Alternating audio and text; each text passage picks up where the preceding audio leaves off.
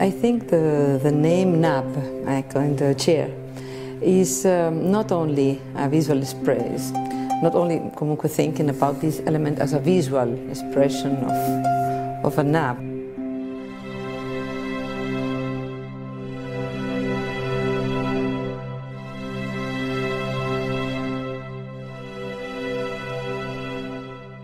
I think it's something more. It's related to histories that we spoke even with the company, with Andreu World. I'm from the north of Spain, and the north of Spain, the women is still doing in the world of craft. Capito, they work with bolillos, which are these pieces of wood, which are with knobs, and they use for doing a kind of laces, capito, and possibly is all those things they are inside. It's not.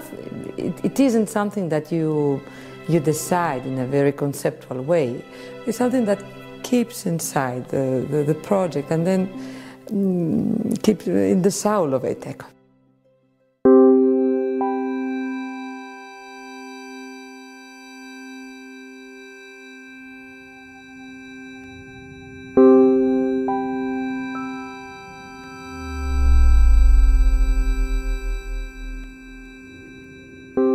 When I was quite young in Asturias, in Oviedo, in my house, there were two wooden chairs with a comeback chair or the comeback, and then they were always in the place where we were playing.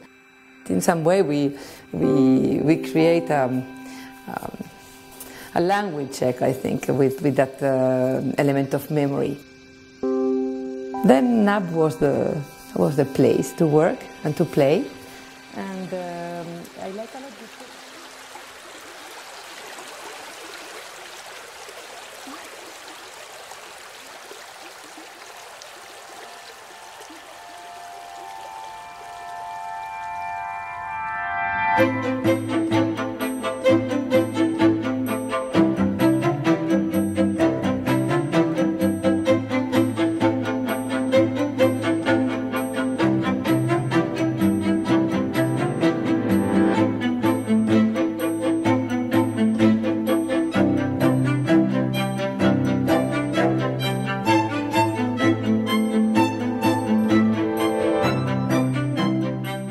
I think the industrial design, any project that you are doing related to a series that is going to be produced and industrialized, can be related to the molds you are using, can be related to the materials that you are using, can be related to many elements or typologies which have to do with a way to industrialize. But if I'm working with wood, then you can use contemporary technologies and you can research in some way. But it's obviously really different than when you are working with ceramic, with plastic, with other kind of materials where you have only the partwork in some way. You have to perform what you want to do, and then the mold will create what you are thinking to do.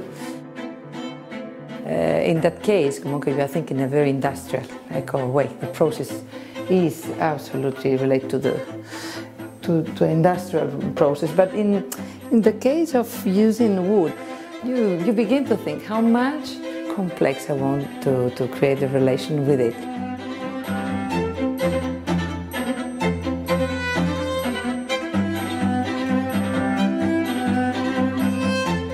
You have a project that you begin with a material which has a long history, as marble or as wood. You have a strong element from the beginning that you have to take care.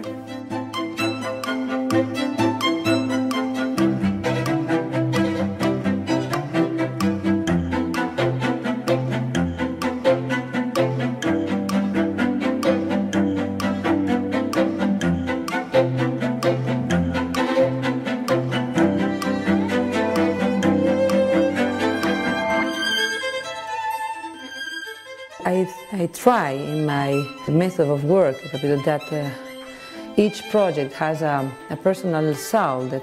I always think that the feminine side possibly is this kind of easy attitude to move and change from different points of view and aspects in my work. That normally this can happen more to girls.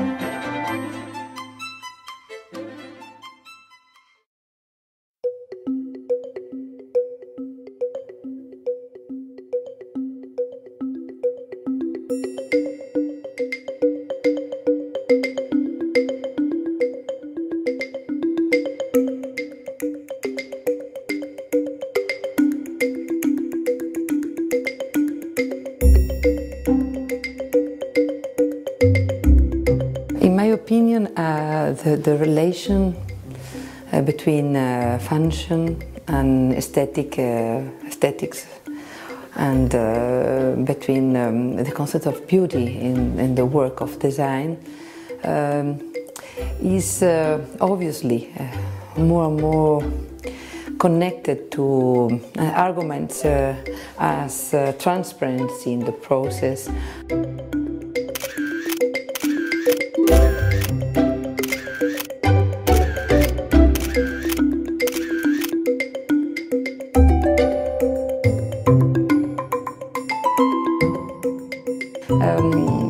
I don't think the classical, more canonical values about only aestheticals divided, or for example, one which is the beauty goes after function, the idea that I think obviously still being important, but I think beauty goes after transparency in the process. I think possibly we are moving through that.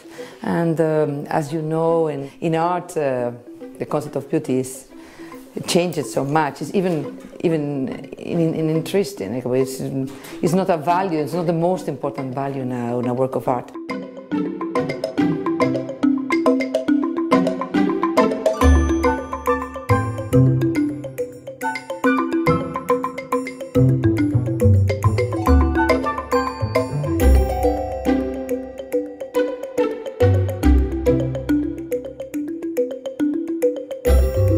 I think in design is moving, and possibly people are searching for ideas that do crossovers, interesting crossovers, and the public is moving in many directions, but always trying to find in the products, I think, a certain credibility which is connected to the transparency of the process. Then I think that is one of the most important values I think we have to keep if we want to get some a real connection between the beauty, the aesthetics and the function.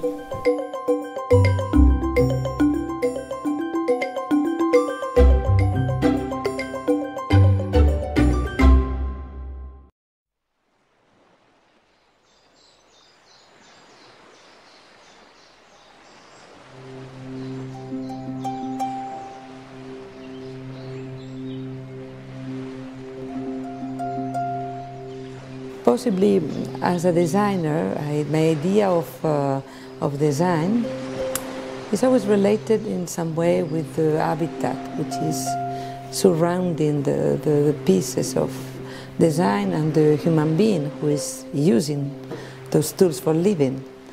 Then, at the end, I think this kind of balance between these three words, always changing, no? Because in the moment that the human being has an evolution, or the ambience, or the tools, the other elements, they have to move, you know, at the same time, or if not, they have some problems. I like this kind of relation.